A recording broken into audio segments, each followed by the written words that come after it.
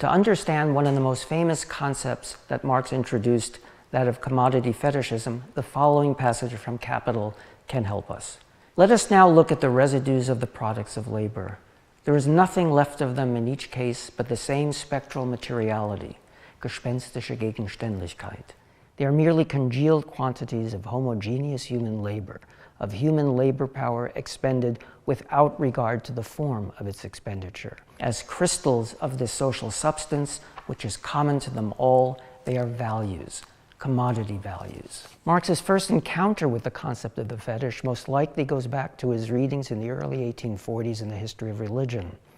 First coined in the context of Portuguese colonial exploits in Africa, the word had by Marx's time already become familiar in Europe and referred to cult objects fabricated by so-called primitive peoples to be containers of divine or magical forces. With his own famous coinage, commodity fetishism,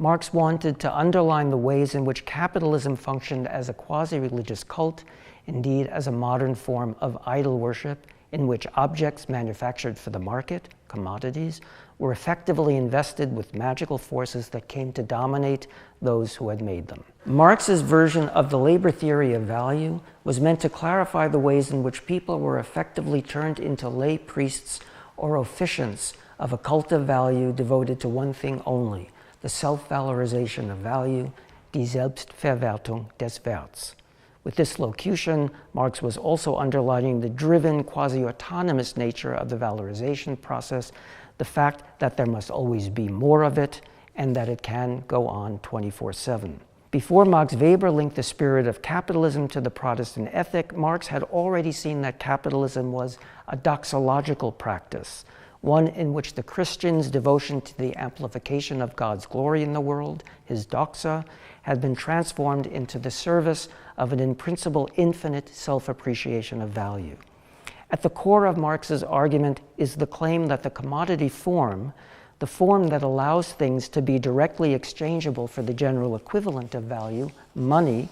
effectively homogenizes human labor, renders it into so many forms of service to the cult of value, to the production of the sublime substance, the spectral materiality that in turn comes to dominate those devoted to its meaning. Now, in the 19th century, another crucial concept imported from the colonies was introduced into the European social sciences, that of mana, a Melanesian word indicating or denoting a supernatural power or influence. Bringing the two terms together, Marx's fundamental insight was that capitalism was in effect a monotheistic cult,